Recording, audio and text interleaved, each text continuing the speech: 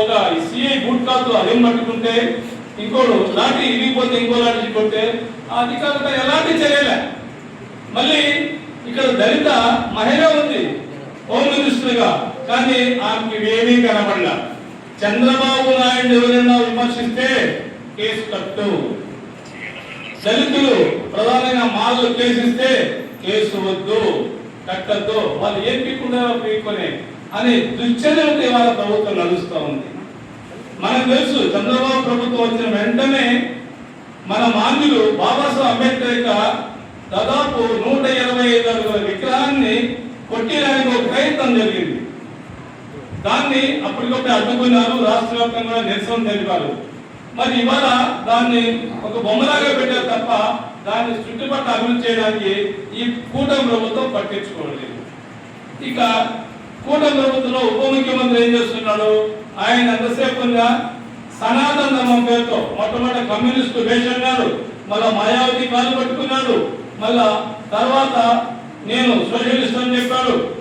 కూటమి పాలనకు వచ్చిన తర్వాత పచ్చి ఆర్ఎస్ఎస్ వారిగా ఇవాళ ఉంటూ సనాతన ధర్మాన్ని ప్రచారం చేస్తున్న తప్ప ప్రజా సమస్యలు పట్టించుకోలేదు.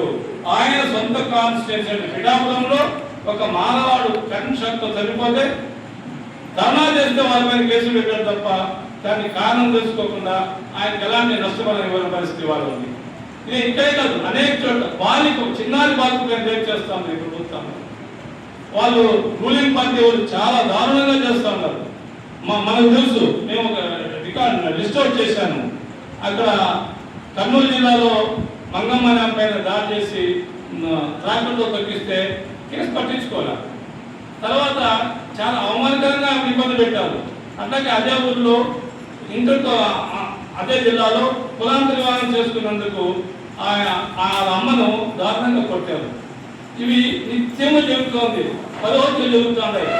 ఈ పరిస్థితుల్లో మనం ఏం చేస్తున్నాం అసలు ఒక కథ 2 కథ మాల మహానాడు కార్యకర్తలుగా లీడర్లుగా మనం ఏం చేస్తున్నాం, ఫేస్బుక్ లో వస్తున్న వెంటనే టిక్కులు కొట్టడము, లైక్లు కొట్టడము, దాన్ని మళ్ళీ ఫార్వర్డ్ చేయడం తప్ప అసలు బయట వచ్చి ఏంటి పరిస్థితి ఏంటి, ప్రభుత్వాన్ని మనం ప్రశ్నిస్తున్నామా?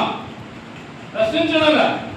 ఎందుకంటే మన వ్యక్తిగత విషయాలతోనే ఆ వ్యక్తి ఆదాయాలతోనే మన జీవితం అంతా నడిచిపోతాం. ఇది ఎంతకాలం కొనసాగించాలా? ఇవాళ మాలకు గడ్డు పరిస్థితి వచ్చింది. సుప్రీంకోర్టు జడ్జిమెంట్ ఇచ్చింది. ఏమని వచ్చింది జడ్జిమెంట్? ఇంపీరియల్ డేటా తీసుకొని రాష్ట్రాలు వర్గీకరణ చేయవచ్చు, చేయకపోవచ్చు, అది మీ ఇష్టం స్టేట్స్ అన్నది. గతంలో సెంట్రల్ సుప్రీంకోర్టు ఏమిచ్చింది? రాష్ట్రాలకు వర్గీకరణ చేసే అధికారం లేదని స్పష్టంగా చెప్పింది.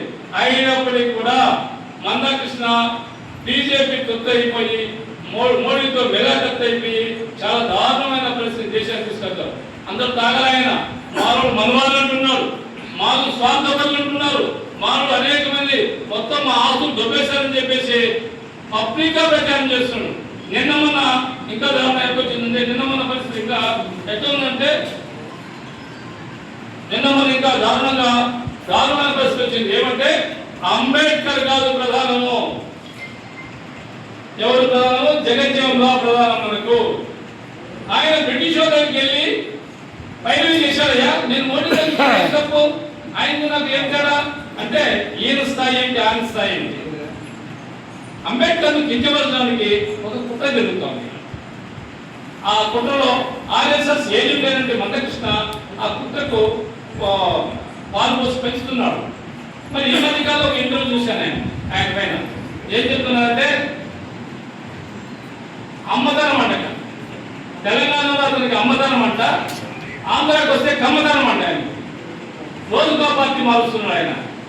అయితే ఆయన నిజం టీవీలో మాట చెప్తాడు, అయ్యా నువ్వు నిజంగా కూడా మాదిగ మీద ప్రేమ ఉంటే, నువ్వు మాదిగ పక్షపాతం అయితే మాదిగకు ఏం న్యాయం చేసావు చెప్పు.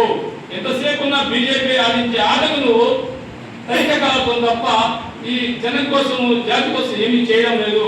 దానికి ప్రధాన కారణము అంతమంది మాదిగ సోదరులు ఆత్మహత్య చేసుకున్నారు. హైదరాబాద్ లో కిరసనాలు పోసుకుని కాంగ్రెస్ పార్టీ ఆఫీస్ ముందు కిరసనాలు పోశారు. కిరసనాలు పోసుకొని చనిపోతే కనీసం ఆ అమరవీరుల ఇంటికెళ్ళి నువ్వు ఎవరిని కనీసం పరిశీలించదా, కనీసం సాగు చెప్పరా?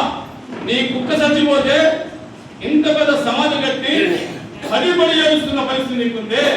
నీకు కుక్కకున్న విలువ అమరవీరులకు లేదా? మరి ఏంటి పరిస్థితి? ఎటువైపు వెళ్తున్నాం మనం? మరి దీన్ని మీరు పరిశీలించండి. మందకృష్ణ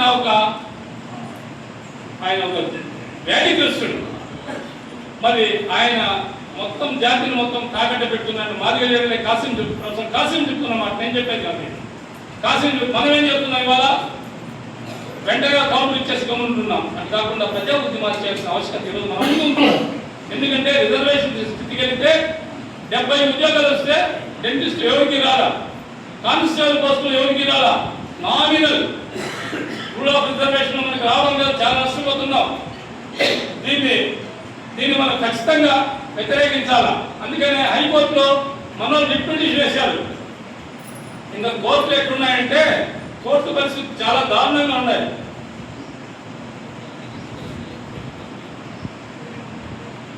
పాలకులు ఎట్లా ఆడితే అట్లా ఆడుతున్నాయి సుప్రీంకోర్టు కానీ హైకోర్టు కానీ.